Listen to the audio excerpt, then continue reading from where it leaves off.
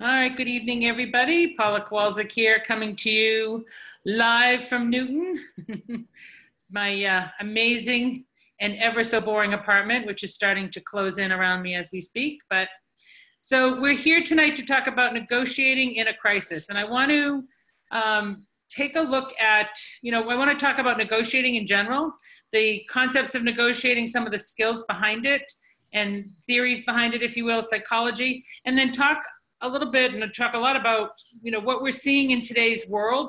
We are obviously in a different world, but a lot of what we're seeing today, we actually saw in transactions before as people sort of play out through the transaction. So if everybody's muted, but if you have questions, feel free to unmute and chime in, and or if you have thoughts or contribution. A lot of, everybody's out there dealing with this on a daily basis. So welcome, welcome. So negotiating is really all about providing providing value to our clients, right? As real estate agents, it really honestly is one of the biggest things we bring to the table, and it's overlooked the most by our clients and the consumers. They don't understand the value that we really bring in that process. And really, for those of you, and I know most of you are out there and negotiating with folks, sometimes when you're negotiating with an agent that's really not that good, or bad, or new, or doesn't know what they're doing, or just doesn't care, sometimes that deal can fall apart. And that has nothing to do with the parties involved. It has to do with the agent. So there's a lot of value that comes from the real estate agent into that negotiation component. And honestly, majority of the time, it's in our hands whether that deal stays together or not. The clients obviously have choice, but the agent's actions can really play into that. So we're going to start with the definition of negotiation. It's a noun, and it's discussion aimed at reaching an agreement, right? Everybody's trying to get on the table and come to some kind of agreement to put a deal through. And a little uniquely in real estate, and especially for those of us practicing here in Massachusetts, the negotiating can get a little tricky because we're technically in a two-step contract state. We also have attorneys that become involved in the deals, sometimes not right off the bat, but down the line. And so that can complicate issues as we go forward. So one of the first things I want to talk about is really the timing, the negotiating piece from the offer standpoint. And I know everybody understands this and appreciates this, but just to reiterate, that offer is a contract when that goes on the table. And all the terms really should be negotiated up front that can be handled up front. We should never be at that offer stage making a comment like, well, we'll deal with that in the purchase and sale, or we'll let the attorneys deal with that in the purchase and sale, because the offer is the contract. And if there's a question of some kind of term that needs to be set forth in that contract to make something clearer or make sure that it's handled, then we should reach out to the attorney and make sure we put that language into the contract right up front. That makes sense? I mean, I know we see a lot of things come out of the post contract with the attorneys, but most of that stuff is just stuff that we didn't know about, or that came up after the fact, or maybe that came out of the home inspection and out of that process. So negotiation skills. I've looked up something because I thought, I've come across a lot of folks that are really good negotiators, and I've come across some folks that aren't so good at it. And I've often wondered if negotiation skills are something that you're born with, or can you learn them? And so I did a little research on that, and actually that you can develop them and you can learn them, and you can work on them. And I would suggest, as real estate agents, that is something to put some time into. There are some certifications. There's a negotiation expert that's out there in terms of getting certifications. So, there's tons of classes that are out there. It is a skill I would work on continually and hone as you go forward in your business, because honestly, really good negotiators can get a lot of business done.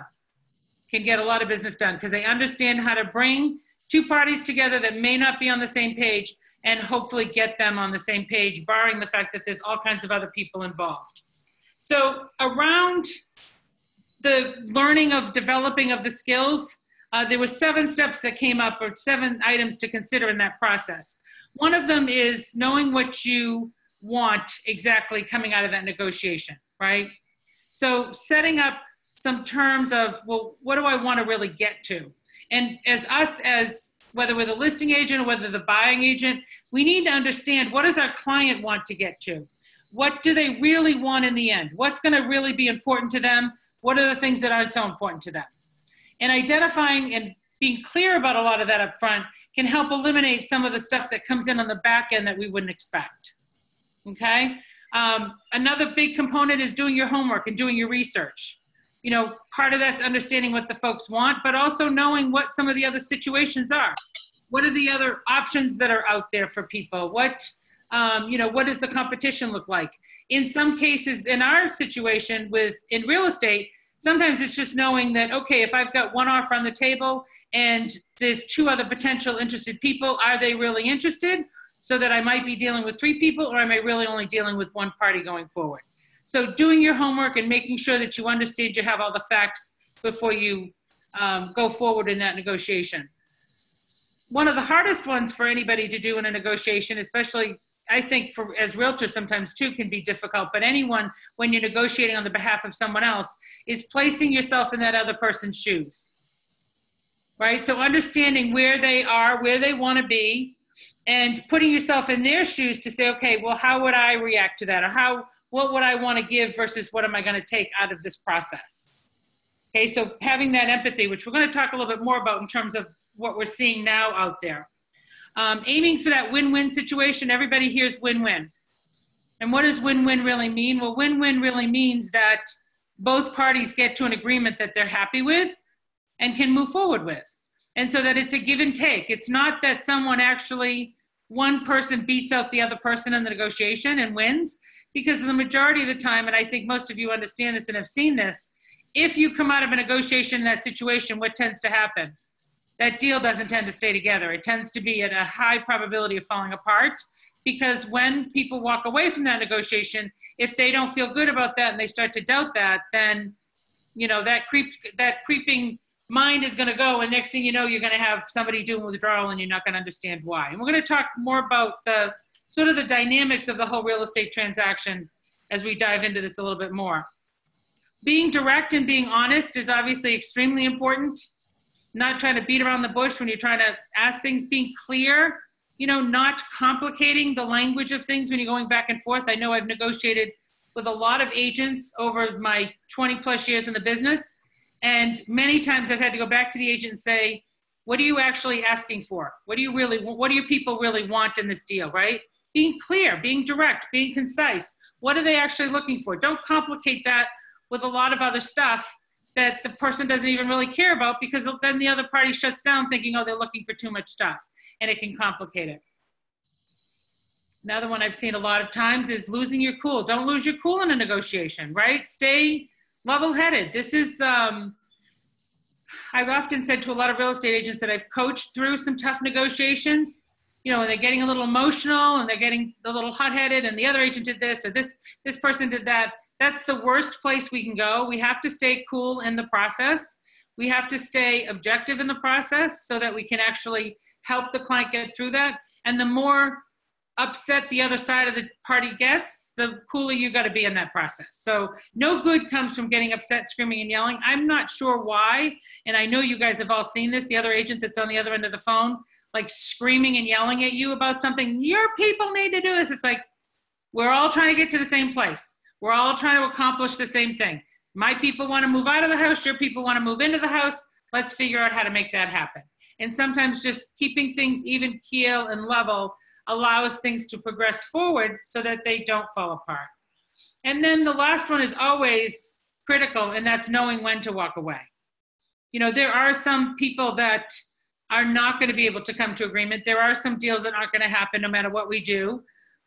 We've all had them where they get painfully close, and we try everything to try to get them to, you know, come together and actually make a deal work, and yet they just can't get there. And so there are times when parties will have to walk away, and, you know, and maybe they have to walk away to think about it and they'll come back, but sometimes they have to walk away to figure out maybe that they really cared enough and didn't want to lose that. So in terms of tactics from the negotiating, and I'll just go through this before we jump into the whole crisis component, it's I don't know how to put this nicely because I'm pretty direct about this one, but listen more than you talk.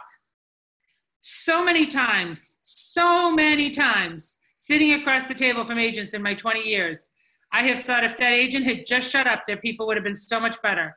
That agent had either given too much information or, you know, gave up things or showed their hand because I just sat back and let them talk. And then in the nervousness of silence, and sometimes they keep talking. And you feel like saying, you need to just shut up. If you just shut up, we could have moved on, right? But they keep talking, and that's not really in the best interest of the client. So listen more than you talk in a negotiation. Make sure you use timing to your advantage. You know, in real estate, that can be really critical. Deadlines are a big piece of negotiating for us, especially in these multi-offer situations. You know, having to live by timelines. If your client's coming in a really strong situation, pushing the timeline to maybe force a decision sooner than someone wants so they don't have time to shop the offer against other people. You know, timing is going to be really critical. Just as much as pushing on that side, sometimes not responding and stepping back a little bit and letting the clock tick a little bit while someone thinks you're having a conversation can make people nervous on the other side. And sometimes they'll come back and go, oh, no, don't worry about it. We want the house. Just don't worry about that term. And I think, well, we didn't even really respond, but they got nervous because nobody had responded immediately. You always want to frame your negotiation. So one of the things that's going to be really important is and we talked a little bit about this, like doing your homework, but, you know, understanding where everybody's trying to get, where everybody wants to be, helps you frame the negotiation. Now, what does that mean? Well, if I'm let's use a very simple example. I've got a house on the market for $500,000. My sellers, you know, aren't going to take anything less than $490. The buyer's coming in at $475, right? Let's go $460. Let's go really low. And I know we got to get them up to $490. Well, you're going to frame that to try to get to the number where you want to get, right, in that negotiation. So if that $460 offer comes in and my buyer jumps right down to $490, what does the buyer think? Well, the buyer thinks that they're going to end up at like $480 halfway in the middle, right? So you've got to be careful to make sure you frame and execute that in a way that's going to get you to where you're trying to get as an end result potentially. Sometimes when somebody's way off on the other side, you've got to go back and say, hey, look, we're just a little too far apart. Your folks need to come up so that we can then talk and have a conversation about where to go, because you might not have as much wiggle room. And if they're so far off, you know, maybe you need to know that they're serious and that they're even willing to come up to even have a decent conversation. Here's a big piece on the psychology of negotiation. You always give when you get. You always give when you get. And what does that mean? Well, your client wants to come back and they want, I'll use a real life example we just used. You know, my folks wanted a little bit more money on the table. And so the buyers came back and said, that's okay, we'll do that if the sellers throw in the generator. Right? So there was a little give and take on both sides to get to that mutual agreement. Okay?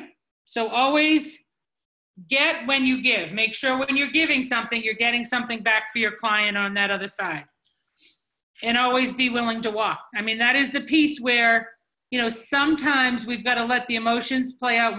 That's the biggest piece of our conversation today, is really going to be in around the emotional side of the negotiating, because it comes into play so huge, so huge. And we see it more in real estate than I think you see it in most things, right? That emotional component.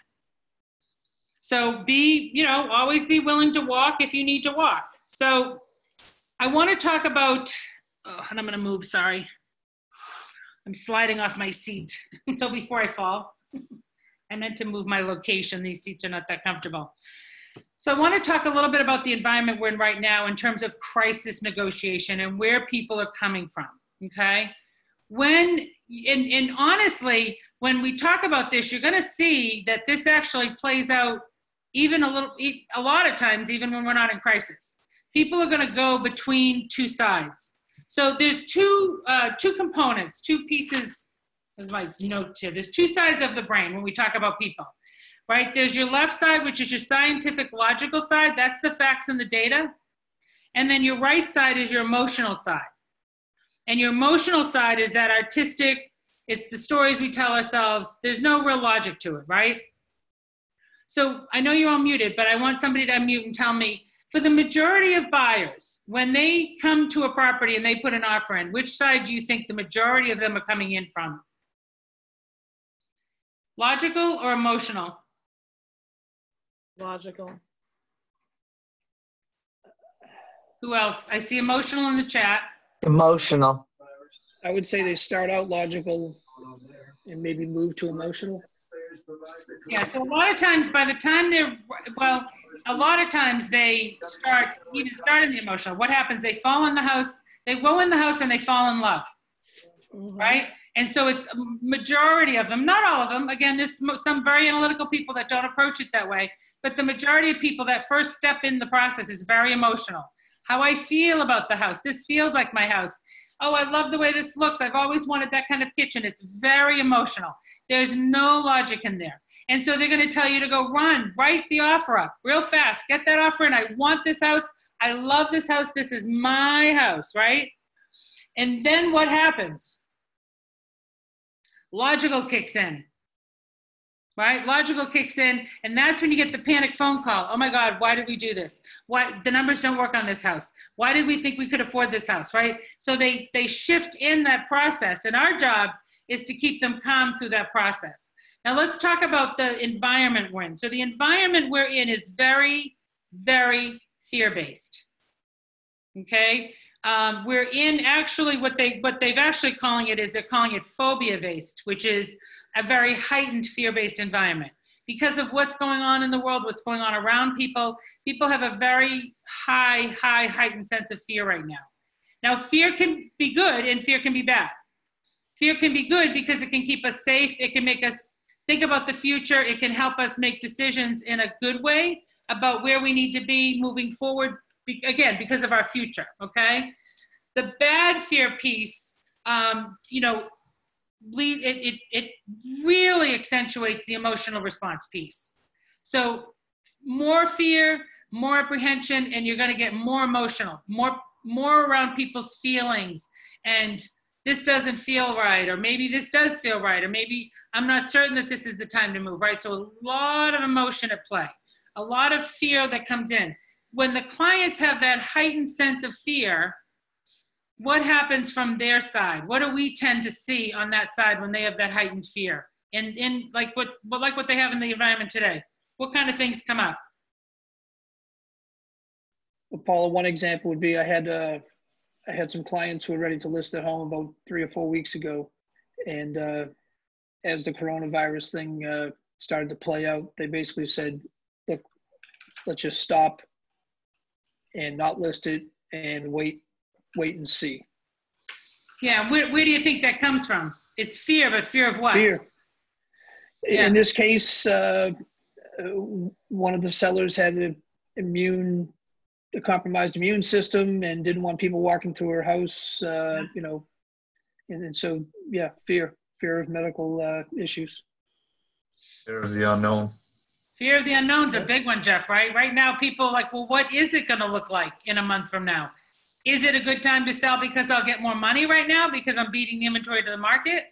Or am I better to wait because not as many people are out there, although we see a lot of activity in the market, but, am I better off waiting to see what actually plays out from that, right? What other types of things are you seeing for those of you that are out there either listing and or bringing buyers to the table right now?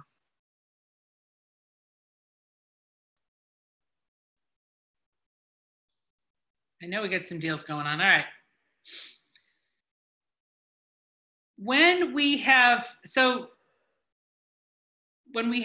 a lot of fear, we make irrational decisions, right? And again, this ties into the crisis mode of the negotiation. You have to understand where people are emotionally coming to the table, okay? You have to sort of recognize what's underneath some of the things that they're saying to you. And the majority of the time, well, not the majority of the time, but a lot of the time, it's not going to be clear, right? It's not going to be clear because people will say things like, we're just not moving forward. And all of a sudden you don't understand what happened. They won't even be able to verbalize all the time where that fear is coming from. They just know it's there and it's causing them to maybe want to pull out of a transaction or not go forward with something. even though they're in this amazing opportunity. And we've all seen this where someone, we see it on a regular basis. Someone beats out, 7 other people for a property. They wanted this house like you can't believe.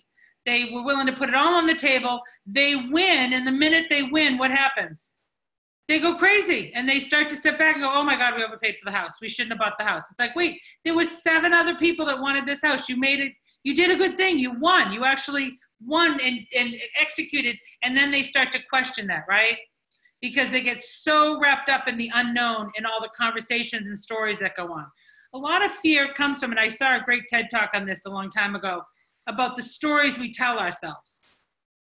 So the fear is coming from the stories we tell ourselves that, the market's going to go down and I'm not going to have made any money on this house. Or, maybe I'm the only offer on this table because there's something wrong with this house and nobody else wanted this property. Or, they start telling stories, and there's no reality to the stories. It's just the stories that they're telling themselves. It's the stuff that they're making up in their own head, right? That gets in the way. So we make irrational decisions. And again, a lot of stuff that I'm bringing to the table tonight is really around the psychology of what people are thinking, so that you have better tools to handle that and have good conversations and help them move forward. That's really what this is all about. How do we meet them where they're at and then help them move forward through the process so that they can actually have what they want out of this, okay? So when we make irrational decisions, there's 2 sides that happen with folks. One is the desire for gain. We make a decision because we think that we're going to get something out of that. And so there's that desire for gain. We think we're going to get a positive out of that. We're going to add to our pool, if you will. The other piece, or the other driver in there, is the fear of loss. So in a multi-bid situation, right, someone has a fear of loss. They really want this house, and they don't think they can have the house because somebody's going to potentially outbid them. The fear of loss is 2 times more powerful than the desire for gain in folks. So that fear of loss could potentially, here's what the back end of that, or what the effect of that is that because they're afraid of the loss piece, and that's so much stronger, we do have people that will sometimes bid up things and then realize, I'm way out of my comfort zone, or we're way overpaying for this property. We shouldn't be at that number. And they'll have those second thoughts that come in after the fact, or what we so coinly point buyer's remorse, right? We see a lot of that because they start to work from the emotion into the logic, right? Or if they were logical and analytical and they ran the numbers, then they get into the emotion. Well, maybe something doesn't feel right. Maybe I'm not moving forward. So they start to move through the stages. So fear and anxiety can kill the deal, right? And people act every day out of fear. They're acting all the time out of fear.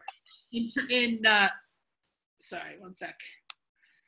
In their process, everything they're activating on is based on the stories they're telling themselves in the head, what they think they want or need for the future, right?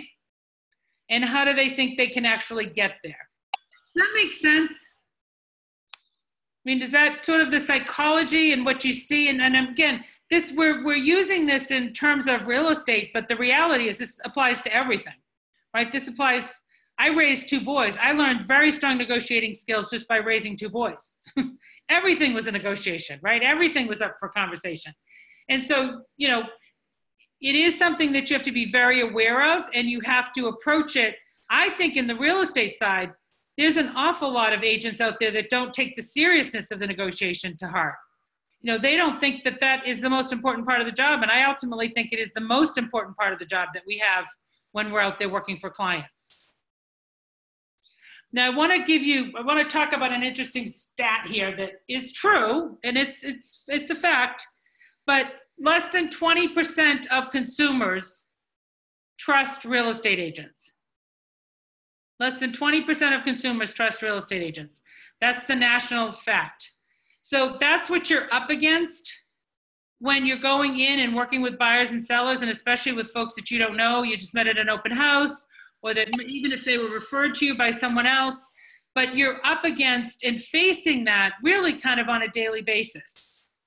So how do you shift that? Pardon me. How do you shift that lack of trust. Well, we're going to work hard to educate them, right, on how we're going to work for them. And you're going to have to work really hard on the relationship side to build that trust. Because if you're going to try to negotiate for them in that deal without trust, what's going to happen? You're not going to be able to be that ally and that consultant to help them get through the process when they start to panic. Because if they feel like they can't trust what you're saying, or that, you know, I mean, again, 20 years in the business, and I'm sure other folks in here have some serious experience.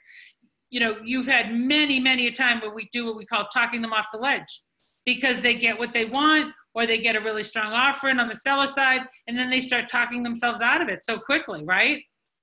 And so if they don't trust us to consult them and help them understand the facts in that process, that's when a lot of deals start to fall apart, because it's hard to hold that together as they get further and further away from remembering what they wanted and the fact that you actually got them what they wanted, right? So clearly identifying through that process. So let's talk about, I want to talk about the steps that you can take in this, and then really go through some examples of negotiating, you know, in the process, and have some conversations around how to implement some of these pieces that we're talking about. I just want to check the chat. Okay, we're good. We'll keep the chat up there for you guys too. So what do you do when someone is coming in? You're an agent working for a client or clients, and here, that's the other part, right? Many times we're working for multiple folks and they're in different places. So we're dealing with two potential situations, even though we're dealing with one client. So, but you're dealing with a client and you're getting ready to negotiate on a deal, and they're highly emotional. We love the house. We want the house. It feels right. It looks fabulous, right? And maybe that emotion starts to take them over and out of what they want. How do you counteract, or how do you handle that kind of situation? Anyone want to give a little bit of advice? I know we're all muted like crazy. Do you go over the numbers with them? Jackie, you hit the nail on the head. When you're trying to talk to someone and they're emotional, you got to come at it from logical. So if we're looking for movement and we're not getting movement, you have to go at it from basically their other side of their brain. You got to get them out of the state they're in and get them into the other side. So highly emotional is exactly right. You come at it with the stats, the numbers, and the facts. This is what, you know, you said you wanted to get a house. You said you were comfortable with the $400,000. You said, you know, these are the bonuses that you would get with this house. You come at it with the facts and get them to see those facts so that they can then move forward into the next step, right? The quickest way to handle someone that you know, is over emotional. Now, what about on the other side? Somebody's overly analytical because they've jumped into that side. Well, I don't think the numbers work. I don't think, you know, I can't make these numbers work. Or I'm not sure that it makes sense for us that we're going to pull the money out of this house down the line. Well, then we've got to appease to the emotional, right? We've got to appease to, look, let's back up for a minute. When you walked in this house, you said you loved this house. You said this was your forever home.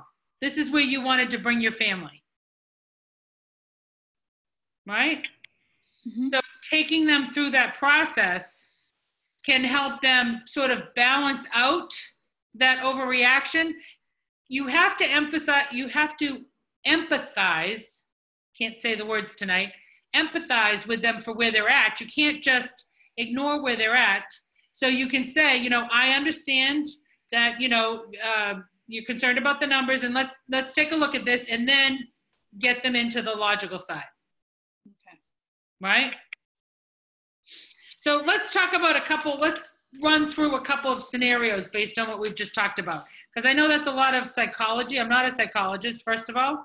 I don't claim to be, although sometimes in this business, I think it does a lot of good for people that have a psychology background, because the bottom line, and again, I'm being recorded, but that's okay. You know, the buyers and sellers can be kind of nuts, right? They can be kind of crazy.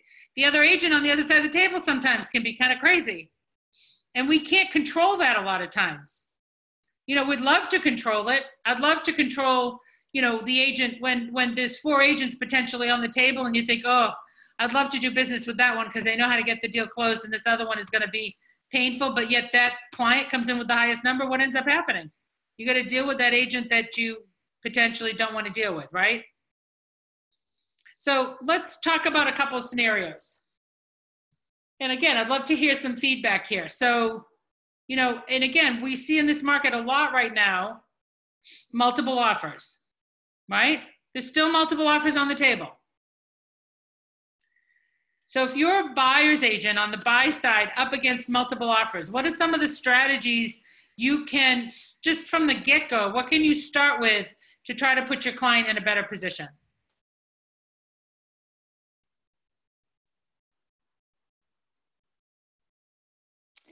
Hey, Paula, it's Barbara. Hi, Barbara. Perhaps go lead with your strength. In other words, if you, let's say you don't have a strong pre-approval. Well, you have a good pre-approval. You don't have strong cash. So you might want to go in at asking or over because you're trying to make it as strong as possible in the places you can. Right, so advising your clients of what they do and don't have, right? That's exactly where you're tapping in here and saying, look, you know, you know there's going to be multiple offers on the table. You really want this house, and you may not have the same luxury of cash down that other people have, so that we may need to go in at a higher number to make this happen and get their attention, right? Right. Right, so that ties back to what we were talking about of sort of framing this with your client, framing out what that picture and what that package is going to look like to try to put that best foot forward. That's a good one. What else can we do? How about the relationship with the other agent? I was going to say that too. I found that when you make friends with them, they'll start telling you kind of what you need to do to be in the running. Yeah, so asking, you know, being, I know this sounds so basic, but again, after 20 years in the business, I know it's not always understood. You know, being easy to work with, being able to communicate with that other agent, say, hey, my folks are really interested in this property. They love it. They love this house. I'm really looking forward to working with you. And, you know, asking good questions right up front. What do your sellers want? What are they looking for? What date do they want? What, you know, I mean, you can ask this question, you may not get an answer. What are they hoping for a number? I mean, sometimes the agents will come back to you and say, hey, look, if it has an 8 in front of it, they'll go. I mean, you never know what kind of information you'll get. So don't ever be afraid to ask a lot of questions, especially on that front end, to do your homework and get as much data as you can so that you can put your client in the best foot forward because you have more information. Information is huge, right? Marianne, you have something to add? Yeah, you know, be positive about the house. Very often, I do a lot of listings, and I find agents come in and they are very negative about the property. I find it amusing because I think, why in the world do they? Because they think they're going to get a lower price by being negative. Yeah. So I think it's really important to come in and tell me how much you love the house, not how much they hate it. And that's why they're coming in with a low price. As silly as it sounds, a lot of people do that. They think it's an advantage. Yeah, Marianne, I bet you see a lot of folks that come in, and I just had this with an agent, they make such a big deal about something, and honestly, their client didn't care. Exactly. Oh my God, that happens all the time. Yeah, exactly. They can hurt their client's position by having too much of an opinion sometimes. Right. As a real estate agent, right? Right. Yeah. Right. That's a huge one. That's when you stop talking and listen more, right? Right. and keep, you know, it's important to keep your opinion out of this process. Right. This isn't about you buying the property. This is about your client buying a property or selling a property. Does it ever work? I don't know if this is even practiced very often anymore, but like, you know, writing that letter from the buyer, from the potential buyer to the seller, or, you know, a sort of trying to connect to the seller's emotional side if you don't have, for instance, like Barbara said, cash on hand, or maybe you have okay credit, not terrific credit, or, you know, wanting to stand out. Is that something that's practiced enough today, or? So yeah, I think it's, I mean, you guys can chime in on this, but I've seen multiple times where that letter has gotten somebody a property and they want the best offer on the table, right? Because exactly what you said, Sarah, they tapped into the emotional side. They tapped into that emotional side of the seller And, you know, depending on the seller on the other side, you don't always know. Like, that's not going to actually work with every seller. There are some folks that are very logical and they're like, just give me the number, just tell me what that number is. But then there are other folks that are very emotional and they will tap into that letter because they're more concerned about what family is going to be part of the neighborhood and who's going to live in this house that we've lived in all this time. And, you know, so it does tap into the emotional piece for sure, for sure. The only piece with the letter I always say to be careful of is, you know, not to put in anything in there that's going to lead into prejudicial stuff. So, but, you know, I personally always feel like if they're going to have a letter, then it needs to come from the client. You know, I've seen some agents write the letter, but I think honestly, it needs to come from the client. It needs to come from their heart. And I would say to the client, just tell these sellers why this house is so important to you and what you love about it. Right? And on Mary Ann's point, you know, talk about the good. Don't start talking about the bad right off the bat. So that's another big one. So having good relations and conversation with the other agent, you know, is simply, and I'm going to extend that even down to when you're showing the property, because I know Mary Ann's talking about this, and it's I'm amazed when I see that in the space where an agent's walking through and making a big deal out of things that, you know, and the client's looking at them like, I don't really care, I want this house. You think, you need to be quiet. You need to pay attention to what your client wants. Sometimes in a vein of trying to come from value, we overcompensate. You know, we think, you know, and again, not all the time, and most people are really good at this, but sometimes an agent will come at it from, well, if I don't get the lowest price for my clients, then I actually haven't done my client a service. I haven't been a good agent to them. But here's what I want you to think about. If you didn't get them the house, did you really do a service to them? Right? You have one job, and it's either to get them out of the house or get them in the house as a real estate agent. That's really your one job. It's not your job to define what that price needs to look like, or what those terms look like. That's the client's. What are they comfortable with? What works for them? You know, there are many times a client will take less money because the timing is better for them. You know, the way, the timing of the deal and how the other terms of the deal.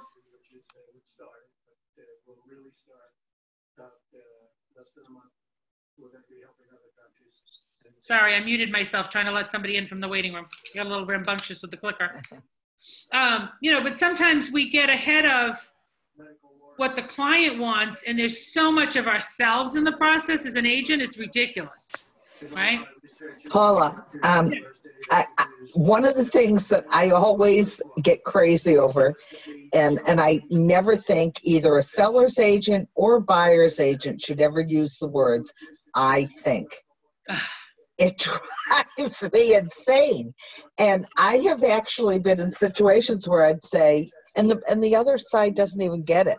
I'd say, well, what does your client think? Yeah. What does your client think? And it's always, I think. I think the word I should never take place in a negotiation, period. Huge. That's a huge one, Mary Ann, right on the button.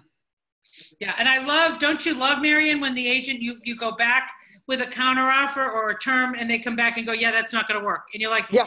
How about talking to your client about that? Because that's actually not your decision. Exactly. Actually not your decision. So yeah, take yourself out of this. This isn't about you. This is about them. You know, one of the other pieces that comes into play a lot, and I just, you know, I listed a friend's house out in Westford recently. So I've had even though I'm not actively out in the market that much, I was recently and in the middle of this crisis mode. And this one agent that showed the property, and she ended up showing it to two clients. They ended up getting the house, which I probably shouldn't say this because you'll be able to figure out who it is. Drove me crazy through the whole process.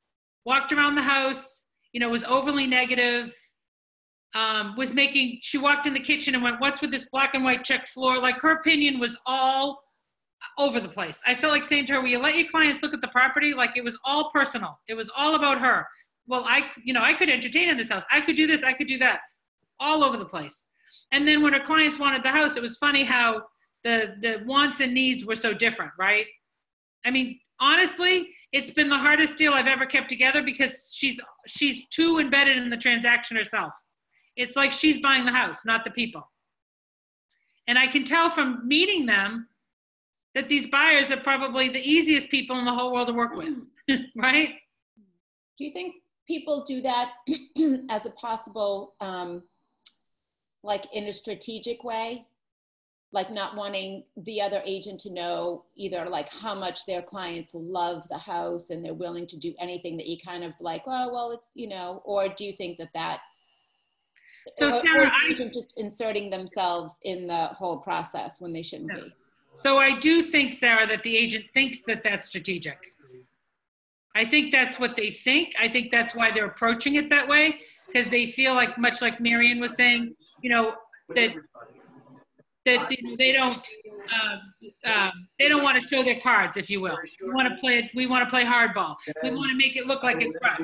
But, so here's a piece, Marianne, I'm just going to mute you for 1 second. You get TV going in the background there. Here's a piece that plays out though, and I want you to think of the other side of this, because a lot of times agents don't think about this. In that case, when there's a multiple offer situation, and we're down to the wire, and we've got, let's say, 3 offers on the table, and many times it's going to get down to a couple of people that are pretty darn close, isn't it? A lot of times there's no clear one winner. There's a couple of people, right, that are very close in terms. They're very close in money, and you're trying to help the sellers decide, and the sellers trying to decide. What comes into play then? Well, if we think, if I look to my client and say, these people like loved your house. I don't think they're going anywhere. I obviously don't have a crystal ball, but they don't seem like the type of people that are going to get out of the house or find fault with the house. So that's now going to hurt you in that negotiation, isn't it? So strategically, I understand why I think people think that's going to work. I personally never go in that way. I don't think anything comes from, trying to diminish. Now, we might need to state some facts. Like we might be coming in low on an offer, and let's say my client is coming in low and the house has been on the market too long, and we know it's overpriced. They love the house, they want it, but they need it at, $25,000, $50,000 under, whatever under the asking price is. Now, as opposed to coming in and hitting it with, you're overpriced, which they probably know that. And we hear this a lot even when we talk to people. You start with the positive. Look, my clients love the location of this house. My clients can see themselves living in this house. But here's the factual piece. We've taken a look at some of the comps in the neighborhood, and based on what we've looked at in the neighborhood or in the town or in the area and the similar properties, they do really feel from a value standpoint, they're a little concerned with where the house is currently priced. Right? So now I've taken that off the people, right? And taken it off the house.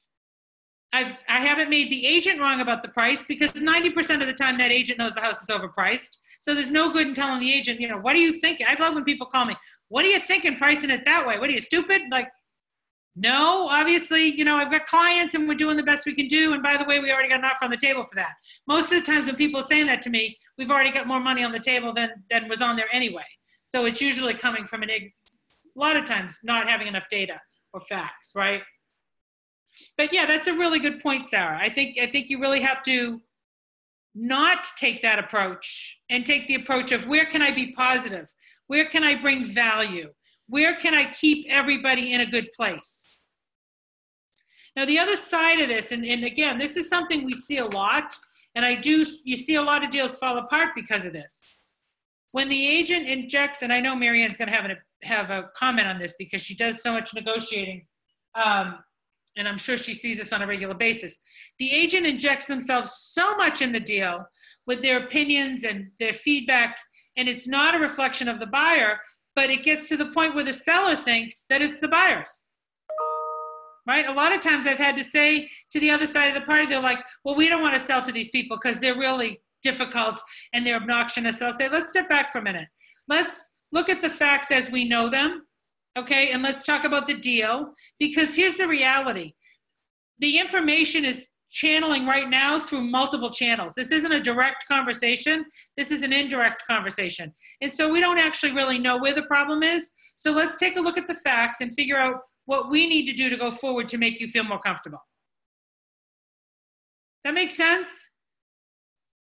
And again, that comes from keeping your own cool, not getting looped up with other people getting emotional. So here's the worst thing that can happen based on what we just talked about with the emotional piece. And unfortunately, I think you're going to see a little more of this in the market, and you're probably seeing a little more of it in the market. I know I have from my interactions with a few of the agents, because there's so much fear in the environment, not just in the purchase process, but in the environment, is you end up with an emotional client who shows up with an emotional agent. How do you think that goes down? Can be tough, right? Because it's emotion fueling emotion, and there's nobody in that pack with any kind of logic. So when you're on the other side of the table from that, what are you coming back with? Logic, facts. You've got to take the emotion out of that. If you don't take the emotion out of it, what do? Then you just become another layer fueling that fire. It's like pouring gasoline. The bad guy in the conversation then? What, Jackie? Do you end up being the bad guy in the conversation then? Not necessarily. Okay. Not necessarily. I mean, there are times when, so again, this lies into, and you know, this is about always remembering what the end result is that we're trying to get to, right? And in this situation that I'm describing, a lot of times what happens in what I'll call bad agent deals, okay, if we were looking at bad scenarios, and I'd love to someday do a bunch of skits around this, because I could have a lot of fun with this, especially around negotiating. But if there were two bad agents that were fueling into that, what ends up happening? That listing agent now turns to the client, the seller, and goes, oh my God, these people are asking for the world, and they're all over the place. And what ends up happening? That emotion runs right through you, right off to the seller. Now we're never going to get anywhere. We're never going to get anywhere. So a lot of times, I'll say to agents, you know, this isn't about not telling the truth or lying. You're not doing that, but you do have to be a filter sometimes. You do have to be a diffuser. You have to learn how to take that information and diffuse it so that your client doesn't get all riled up, right?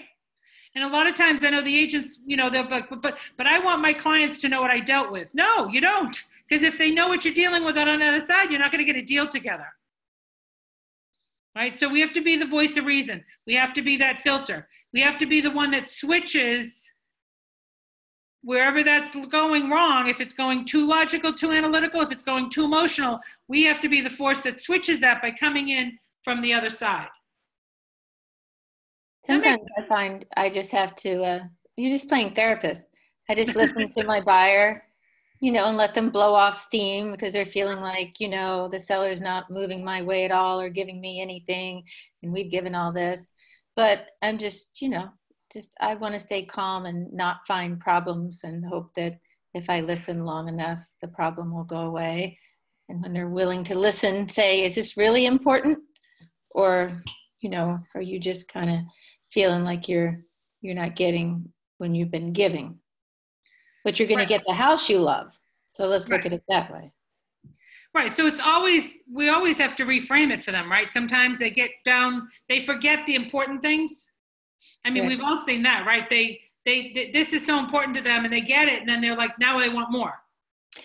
Well, right. And on $1 million house, I don't really think it's about the $1,500 radon mitigation system. Well, I'll tell you right now, a lot of times it is. People, I have seen deals almost fall apart over $2,000 on a. Yeah, no, but that's where I try to listen and talk them around it and down, or point out something else they're getting. You know, done that too. Strange things like seller left the freezer and a workbench in the garage, and that wasn't part of the things they were leaving, and we'd made deals on what they were leaving. So I just pointed out, look at this. You're getting this too. Yeah. And then they're like, oh, okay, I'm getting something. I'm happy now. Yeah, a lot of times it comes down to stupid stuff. A lot of times when deals fall apart, it's over the silliest thing. Sometimes it almost seems ridiculous, right? Okay. And our job is to try to have them step back, think about that, and ask what is most important? What do you really want, right? Take them out of their head, wherever they're at that piece, and shift. Have them pivot that thought process so they can get back to where they were when they loved that property. Right.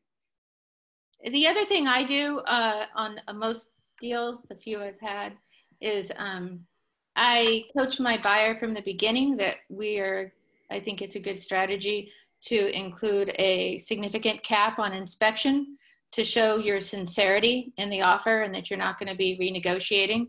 Every house has something going on. But the other thing that does is it helps me prep my buyer to not get into that mindset that they're going to knock every doorknob and every screen and every other thing. So it's actually serving both purposes. It's setting expectations for them as well as trying to make the offer stronger and make the selling agent and seller feel like, okay, this deal isn't going to fall apart. Right. They're not going to renegotiate and nickel and dime us. Yeah. And what happens still typically? They still come back and they want stuff, right? It's like, yeah. Well, I also have to learn, like to your point, and I've had to learn, don't look for a problem. And if your buyer really isn't hung up on something, but you kind of think, wow, that seller should fix that, but they don't really care, then let it go. Unless it's, taking the buyers back to the language in the home in the offer, where we're really concerned only about structural safety. Right. The big things and not worrying about the little stuff. I mean, it sometimes gets crazy. A lot of times, in this particular negotiation we just did, it was very clear the window seals were all broken. It was identified. It was pointed out. It was talked about multiple times. And when the agent came back and was negotiating the home inspection, the first thing she started with that was, well, all the whole window seals are broken. I thought, you're going to go there, really? Like, I mean, at this point, we don't even really want to have a conversation because that was very clear. So yeah, always keeping a tab on what they are getting, what's working, but you have to listen and ask questions. The more you do up front to understand what's really important to someone, and or when you're showing the house, you got to know, is it important that washer, dryer, refrigerator stay, or do you really want them to go? Like, you got to know what the pieces are that need to get put in that negotiation, so you're not getting hit after the fact with surprises and or trying to backpedal. Right. Because that offer should be your complete package at that point. You should be under the assumption that we've put everything on the table that we want. We shouldn't be renegotiating things after the fact. Right. And I try to coach my buyer up front that if we put, whatever it is, I'll just throw a number out, a $5,000 or $10,000 cap on the inspection, that we really mean it, that they need to think of it as, if we find something, and I don't mean structural mold, I don't mean a roof that you want to walk away from, probably. But if it adds up, that I'm like, yeah, we mean it. Like, you really are going to have to let that stuff go or fix it. So that, because a lot of times I've found that buyers agree. They're like, oh yeah, that'll make our offer stronger. And then when we get the inspection report, they want every little thing fixed, no matter what we said we would exclude, and a dollar amount. So I've learned what I need to, prepare them for up front about. And recognize too, that every situation is different, right? Yeah. When you're going in on a multi-offer situation, you need to have different conversations with your buyer than if you're going in on something that's been on the market for Absolutely. 150 days, then obviously I have more flexibility of what we can do and what we can look for, right? So, and that's happened. What other type of scenarios are we seeing out there in today's market? For those of you that are out there with buyers, or you got listings that are out there? I think that, Paula, it's Laura. In listening to all this conversation, it's been great. And even though I've been in the business a very long time, we always learn something new, a different twist. And also it reiterates what we've been doing right and wrong, or straying off. I think for me, the most important thing that I can do is shut my mouth. I think that brokers have diarrhea of the mouth, and they just need to listen. And, I'm one of them. And because no matter how trivial a piece is, our buyers and sellers need to be validated on their feelings. And I think sometimes we tend to jump in, and we just need to let them talk more, and also let the other broker talk, because he or she wants to feel like they're winning. Every side wants to win, but the other broker wants to win. And so if you just listen to them, let them vent, and then slowly go in and around, I find that works well. And I have to bite my tongue for not jumping in. But I think that's the hardest thing. And the problem I think we have now is that the fear factor that you talked about earlier, I see that I've been you know, being home, I've been texting my buyers and sellers, like, you know, hope everything's well, we're doing okay and all that. And just saying, if you want to talk about the market, lots going on, I can talk. I think that for me, I mean, in 30 years of real estate, we've never seen this. We've seen bad markets, we've seen good markets, we've seen in-between markets, little bit of the flu and different things like that, but never anything like this. And I'm just not sure how to make any of my buyers or seller comfortable enough to put on a mask and gloves and go look at something or put their house on. And, you know, and to negotiate on maybe a house that you've seen once 3 months ago that's still around. It's like, oh, maybe I'll buy that. So I think, and also writing offers with possibly not getting a, maybe with longer mortgage contingencies, because it took 1 month for a house in Framingham to have an appraisal done. And so we had to kept extending, and we had to extend the closing. So Laura, I want to ask you a question here. Yeah, I want to ask you a question here because you're bringing up a really good point. And I know Marianne can relate to this and I can relate to this. Those are in there that have been in the business for a while. So a lot of what you're talking about right now, does that come from your clients' fears or from your fears? Both. I try to stay very positive on their end of the phone call, even though I don't want to even go show anything, but I have to. Right. To put food on the table. So we don't have to do anything we don't want to do. There's plenty of people that can get out there, right? And we don't want to also put clients in an uncomfortable situation. I'm not advocating that as well. What you do want to do is come from information. Right. We want to come from facts. And some of the facts we know right now, or some of the things we can talk about right now, is we don't know what the market's going to look like in 4 to 8 weeks when the doors open up again and we come back on the market. One scenario that could play out is that there's a pent-up listing supply that's out there. That's a very likely scenario because we were coming out of the spring. We were in the spring market when this all hit, right? Is that we're going to have an abundance of listing all hit the market all at once coming out of this. And most of us that have been around a long time knows that anytime that happens, regardless of buyer demand and where the interest rates are at, that can potentially slow that market way down, right? Mm-hmm. And so that can affect the seller's pricing and it can affect what they get on the property. So the conversation to have with people is not to put them in an unsafe position, but, you know, and again, you know, it's my own friend that put the house on the market. I wasn't real keen on it. I thought that was dangerous out in Western, you know, they're out in Westford. So that's even a different market. But the reality is their position and where they needed to be and what they wanted to get out of the house made them want to move forward. Mm-hmm. So it's presenting the facts of, here's what we know today. This is what I think we can get on your property today, based on the fact that there is less competition out there right now, and there are buyers that are coming to the table, and the interest rates are lower, so we might have an opportunity to put a few buyers in front of this. And by the way, from the listing side, you're not going to get a lot of traffic because you're not going to get any of the tire kickers. You're only going to get the really serious people that come in now, right? Yep. So that alleviates some of that excess crowd. But it's all about facts. And once you give them the facts, then let the client make the decision.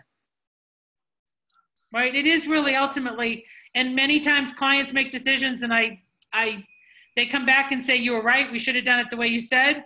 They figure that out, but at that point it's too late because it's always ultimately their house to sell, their house to buy, their money on the table, right? We're just the vehicle to help them get what they want. And we have to always remember that. I have a question, Paula. Right now, I'm seeing there's a lot of fear from sellers about, more than ever, about the viability of a buyer. Are they going to lose their job? Are they going to be furloughed? Is their pay going to be cut? I'm seeing there's a lot of that. People still working, but significant executive pay cuts for right now. And so sellers are very nervous about what offer they might have taken a month ago or 2 months ago might not be the one they want to take now. And they're pressing you to vet things. And you can only, Well, here's the problem with that. We don't have a crystal ball. And honestly, the deals are just as volatile now as they always are. I mean, anybody could lose their job and I've had deals fall apart because someone lost their job. Is it a little more likely to happen? But, you know, in reality, as long as you ensure that that buyer that came to the table now has an updated pre-approval letter, and so that that mortgage broker is comfortable where they're at today, that's really the only guarantee we ever have. So not bringing, and this plays in all markets, but it plays in way more in this market. Keeping things as simple as possible and not bringing in every possible scenario, right? I link this in my mind to like being the mother of two boys and when they were teenagers, and you think of every possible thing that can go wrong, right? You drive yourself mental because you're thinking of all the possibilities when they walk out that door of what could go bad. Well, the same happens in real estate, and unfortunately for some of us that have been in a long time, we have more data. We have more deals that have fallen apart. So we start to assume that that's going to happen over and over again. We've got to be careful not to do that. You have to be careful to just look at the facts as you have them on the table, present the facts as you have them on the table. And I mean, in any market, but even more so now, but in any market, the conversations you should be having with your clients is based on what we know today. These are the facts as I see them today, right? Because I mean, even if you go to do a listing proposal on a house and someone says, well, I'm not putting the house on a month from now, would you feel comfortable giving them a number for a month from now? Definitely not in this market, but really in any market, no. We never know when things are going to turn around. So it's always based on what we have in front of us. All we can do is make the best decision, or all you can do is make the best decision that you can based on the facts that we have. And not overcomplicating that is huge. It's huge. Another huge piece that we don't always talk about is having good team members, and we can't always control that because our clients may bring a real estate attorney in on the deal, but you know, having a good real estate attorney who knows how to, for all intents and purposes, keep a deal together. I mean, I've been on the other side of so many deals that have fallen apart that never should have fallen apart because the attorney jumped in and makes a big deal out of something that nobody really cared about but has an opinion on it, and now all of a sudden the deal falls apart. You know, about 10 years ago, I had a deal like that. And the clients actually, the house went back on the market. It didn't go right under contract. The clients actually came back with the same real estate agent and said, we're coming back on the table, but we're telling you that we're changing attorneys because we feel like the attorney killed the deal. I mean, and it can happen, right? It can happen. So as agents, you have to negotiate through the whole process. You have to negotiate with your clients. You've got to negotiate with the other agent. You've got to negotiate potentially through a home inspection. You've got to negotiate through the mortgage piece. You've got to negotiate through the attorneys, right? And you got to keep everybody calm while you're doing that. So we're like air traffic controllers, right? That's all we are. It's like, you come in this way, you want that one, we're air traffic controllers. We're just trying to keep all those planes in the air and not from hitting each other so that they can get to where they need to be. Other scenarios of what you're seeing out there in today's market that is different, or even in a regular market, stuff that you see that you think works, doesn't work? Well, there's a lot obvious, and we've kind of already discussed it, but buyers are very wary because no one knows what the economic downturn is going to do in general to their life and to the I'm going to stop you right there because this is again, we're going down that same path of general statements. I mean, yes, there are buyers that are leery out there, but there's a lot of buyers coming to the table. There's a lot of buyers coming to the table. There's a lot of buyers taking advantage of the fact. I meant about pricing. I'm not saying they're not at the table, but they're more concerned than they were 2 weeks or 2 months ago about the price. Like this, could the price or the valuation of the house change drastically? Okay, so what's the good data conversation we can have around that? And that can happen again in any market, but yeah, you might see that a little more because they're concerned about where it's going to go. Right. Well, so sorry. Go ahead, Laura. I just had an appraisal come in today, 10,000 less than what was supposed to be, and it was still a good price, what they got it for, and it came in at 10,000 less. So, and why do you think the appraisal came in lower? I don't know, because the comps work, so I'm not sure. Yeah, so that's I redid the comps today based on houses in the last 3 months, but of course everything's changing. So I don't know if the appraisers are taking into effect that the virus? No, they can't. So the appraiser has to stick to the facts. The appraiser has to stick to the sold data that's in front of them. And that sold data shouldn't have any signs of coronavirus in it at this point. And it actually probably won't show in a lot of these markets because some of the stuff is still going higher. You know, if you truly have comps that support that price, that sounds like something you might need to appeal. Well, there's a house. Was it a drive-by or was it an interior? No, he came in, and there's two houses right that were just built, and one just went for 780, and it's 200 square feet smaller, and the house has a 20-foot easement, and so, you know, we were at 808, and the comps showed that it should have been fine with the 200 square feet plus bigger and the easement on the other side, and we did the calculations. And then there were 3 other prices that were on somewhat busy streets, and they were, you know, another $20,000 more than this one, you know, 829, 835. Mm-hmm. So there really shouldn't have been any problem with and that. Those aren't the comps they peopled in, obviously. Right. Yeah, So, again, that could be a case of an appeal. You are seeing some appraisal issues because they're not going in all the houses. Yeah. You have to pay attention to that. This is an empty new construction house in Framingham. So those are problems you're going to see. But again, you know, then that might not even be a corona piece. That could be a bad appraiser. We've seen that sometimes, right? If you've really got the data. And again, the appraiser isn't putting in any economic factors of what he predicts. It's all about what are those 3 comps and how do I compare to that comp?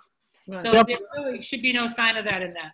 Paula, it's interesting you say that because, and it's interesting that Laura brought that up because I just had an appraiser come in and somebody, another broker that had nothing to do with the deal, said that she'd heard that appraisers are coming in lower because of coronavirus. That was the first time I've heard of it, and you're absolutely right, Paula. It has nothing to do with anything. Right. But that's interesting that Laura brought that up. I hadn't even thought of that. Now I got to really think about this appraiser and see. What you'll see, Marianne, is it will potentially affect this going forward, right? See, you might have the opposite problem that we've had in the past where sometimes we've had trouble things appraising out because the market was going up so fast. And so stuff hadn't closed, but they were getting over asking. But because they hadn't closed, the appraisers don't pull that into the data. And so we were having trouble with stuff appraising that way. In this case, what can potentially happen is, you know, it could potentially be appraising higher than it would if you look at it a couple months from now based on where things close. But that will depend on where the market goes. And honestly, at this stage, we don't really know, you know, if you're going to see any kind of drastic downturn. It will depend on how much inventory hits versus those buyers coming in. Well, I think that was a good point, though, that you made, that really they can't talk about the future. They can only talk about the present, which is great. I do have a question. One of the reasons why I joined this is because and I'm not sure there's an answer to this question, but I'm finding that, you know, I do more listings than sales. So I'm coming at it as a listing broker, getting people that want to see houses, people that will make offers, will accept the offers, great values on houses, and then the buyer backs out. Or worse, they want to take a look at houses, they look at them, and then they come back and say, even though the price, I just dropped 2 properties, very high-end properties, to a very low price for 10 days. The builder wanted to do it and see what happened. But anyhow, made an offer, accepted the offer, or show the houses and people, and then they back out. Or people will say, well, you know, stupid things like the garage is too big. Or I've never heard anyone say the garage is too big. Whoever says that? It's just silly. I guess the question that I have for you, and I'm not sure, any suggestions on how to go about vetting someone before they see a property? Believe it or not, there are people that are looking for a reason to get out of the house. And I don't mind showing properties. I'm fine with that. I take precautions and I'll go show a property. But are they serious? Are they really serious, or are they? And what do you think? I mean, what are your thoughts about? I don't know if there's an answer. Yeah, my as to how thoughts to are right handle it. now in this market, more than not, you're only getting the serious people out there. You're getting very few of the tire kickers. You would think so. Yeah, right. Yeah, I mean, in any situation, and you know this, Marianne, because you deal with numbers, right? So at some points, you're going to get the people that are just, looking to get out. But I think the majority now are serious. I think in these conditions, it's acceptable to ask the broker up ahead of time, what the situation of their clients are. Are they looking to make an offer on something sooner than later because of these current conditions? We're keeping showings at a minimal to minimize risk. And obviously we're happy to show that, but we want to know that folks are, one, not currently sick, and two, serious about moving forward on something. Right. I just saw on a listing on MLS today, as a matter of fact, in the remarks, it had said like first showing, I forget the wording, but it was like first showing needs to be a virtual showing. Yeah. And then second, in person or something like that. And I thought, oh, that's a good way of kind of sifting through the people who are just going because, I'm curious, right, as opposed to those who are like, oh, this is for me. So I don't know if that would be helpful as one layer of vetting to say virtual showing first, or Is everyone doing those virtual showings? Are you doing it by just walking around and doing FaceTime? Well, they can do it. They can do it a number of ways. You can have a Matterport tour, and that's ideal because somebody can walk around and peek in every corner and really get the feel for the property. There are folks out there that are doing virtual tours by taking the phone in. I had a couple of those at the property where they were walking the people around on the phone, mostly because they were out of state, but because of situation. So, I mean, that can happen as well. Again, here's the piece. If you're really looking at it from the seller side, if you're going to let people in the house, if you're going to let an agent in to do a virtual tour, and then you've got to let more people in to get the client in, you haven't really mitigated your risk at all. I think you've expanded it because now you've got 2 showings instead of 1, so you've got to look at it from that side. There should not be a listing out there right now that's going on the market now, at least new, that's trying to sell at this market that doesn't have really, really good photos and a really good video tour and or Matterport. Like that is base. Like you just really shouldn't have that if you're trying to sell in today's market. I had a negotiating question for you. This is probably more of a newbie question. Okay. I had a buyer who in the offer had a slew of items on the list of contingencies, pretty big ones. And I knew they were borderline ridiculous. And I tried telling the buyer, if you want a strong offer, I forget the wording, but like, let's not put 15 things on this contingency list, pick like 3 of the most important things to you and let's stick with those, and the rest we can, whatever. No,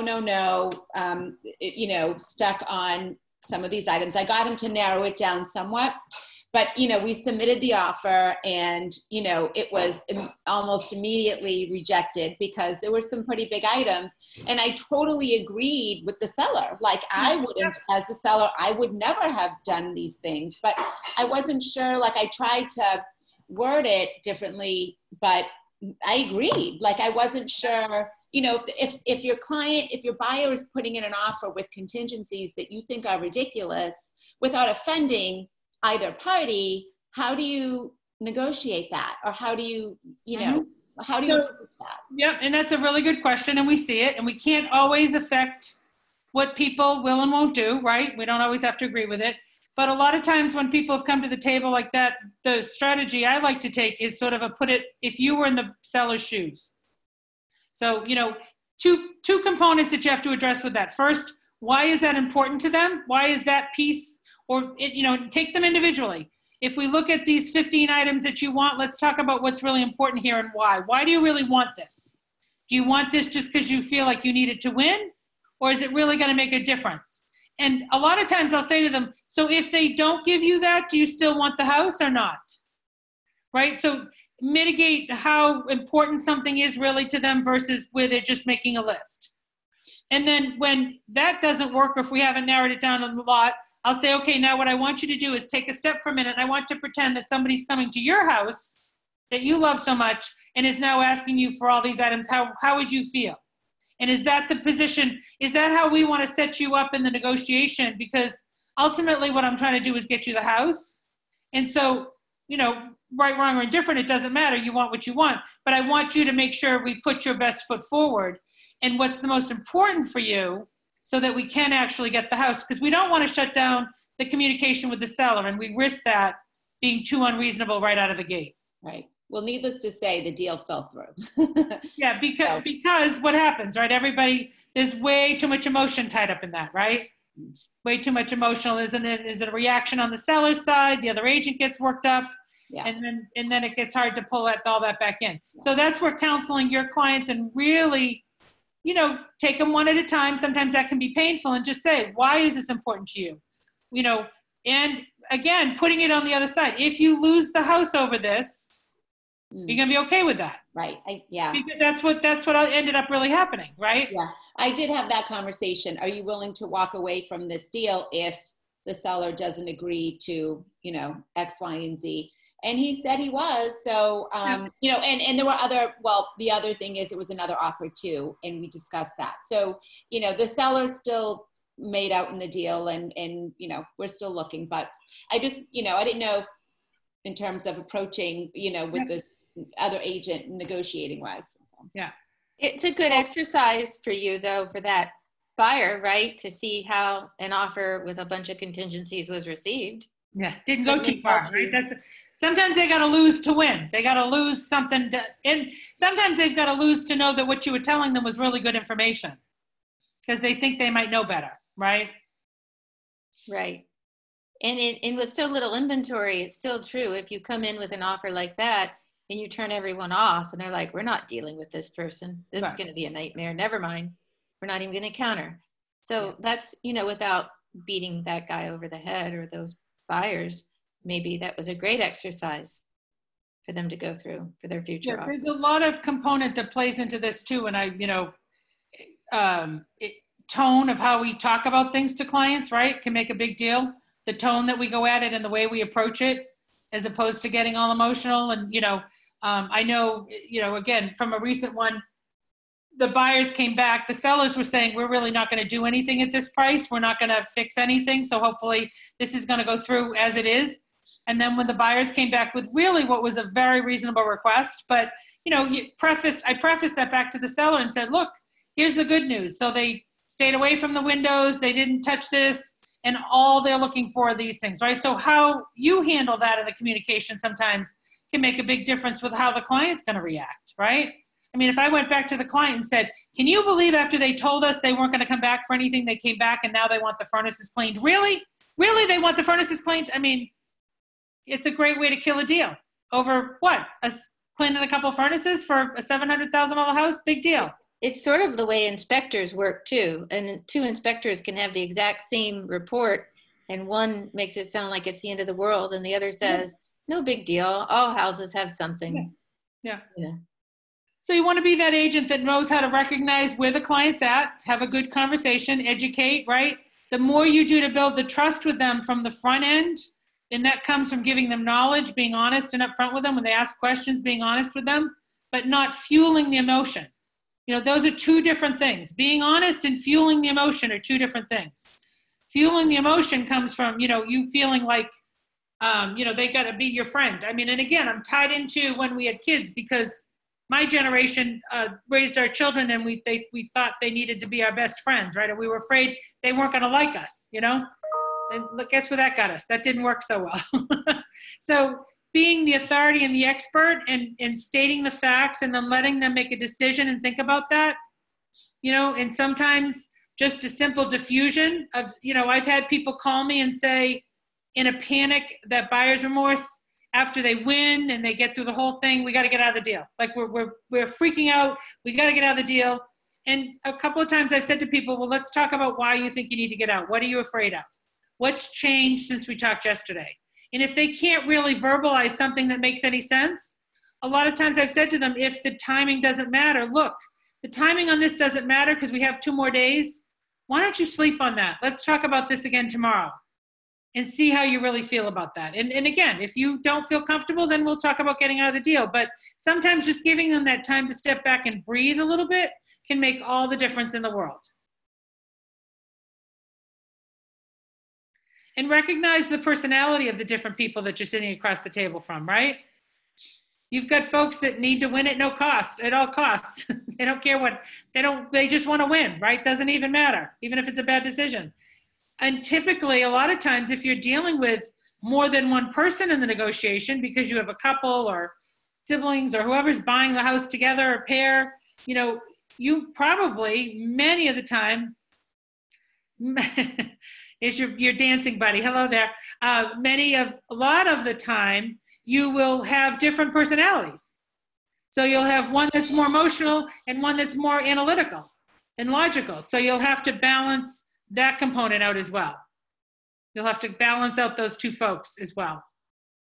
And being careful not to attach yourself to just the one that does what you like, and not dealing with the one that could potentially derail it is what can really cause problems for you in those situations. Any other scenarios? It's all good information, right? I mean, understanding that the market's still out there, it's still going on. There's still a lot of buyers out there. There's still sellers out there. There's people that are questioning whether to put their house on the market. And honestly, you know, at this stage, if someone's comfortable having people in the house and or it's a vacant property, there's nothing really stopping them from putting it on. There's still buyers out there. I wanted to go back. So Barbara had mentioned something sooner. Sorry, my place is getting dark around me. I looked at myself and thought, can't I see myself? It's getting dark right around me. We were talking about, you know, sort of talking about the facts of where we're really at in the market today. And a really good exercise to do with folks that are wondering or playing the game of, well, I might get a better price if I wait, because there are people that will do that. What you want to look at with them is you want to look at, okay, well, let's take a look at this, because right now you can afford a $400,000 house at that 3.5% mortgage. And this is what your payment's going to look like, and this is what your lifelong interest is going to look like. And when the interest rates go up and you're going to have to pay 4.5%, you might get a little less on that house. But actually, when you run out the numbers on the majority of those and you run out the numbers for a 30-year payment on those, they're going to pay more money that way. So waiting for the market to go down, but to pay higher interest rates is actually not a smart move. It's better to get the lower interest rate for the longer 30-year term, because in the long run, that is what saves them and makes them more money. That makes sense? Other thoughts, other questions? I'm going to go turn the lights on before I can't even see myself on the screen anymore. Hold on. Oh. There we go. That's a little better. Should have thought about that beforehand, right? Plus, I'm starting to fall asleep. I got to put the light on so I don't fall asleep. Dina looks like she's going into the dark there too. It's getting the sun setting. Other scenarios, other questions around negotiating? This has been a good conversation. You know, understand that there's always opportunity. Look for the win-win. Have really good conversations. Don't talk too much. That's a big one, Laura, right? Don't talk too much.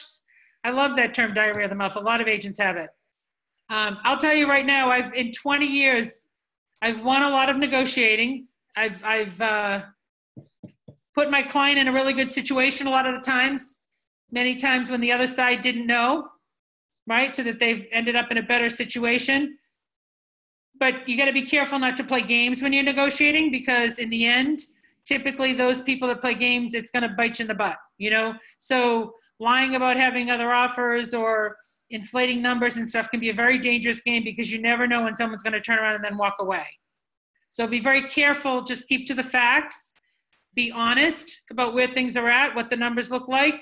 You know, if it's getting too emotional, bring the logic into it. Run the numbers. Talk about the numbers. Talk about what is in the house, what's included, how good, what are the facts that align that. If someone's being too logical, tap into their emotional side. What was it that you liked about that house when you walked in? Why were we even talking about putting an offer in? How did that feel to you when you were in the house? Right? So pay attention for those signs and balance that out. That's the best way to balance that out. That's all I got for you tonight. Unless you have other questions, thoughts, Thank you. final shares? Thank you, Paula. Good seeing everybody on this nice evening. Thank you, Paula. Thank you, Paula. Thank you. Thanks. Well, thanks for joining me. If you have any questions, let me know. I've got a couple great articles. This is recorded, so I'll put it in a folder on the Dropbox, and I'll drop some of the articles in that folder as well. So if you're not in the Dropbox, shoot me an email, and I'll add you in there. All the stuff that Catherine Robbins and stuff is doing has all been recorded on the Instagram for Business. She's doing tomorrow at 10 o'clock. We've got the online digital branding. She's like a superstar when it comes to online stuff. So make sure you're plugging into that. And then on Thursday, I'm going to do the online buyer presentation, being prepared for an online buyer presentation, how to put the materials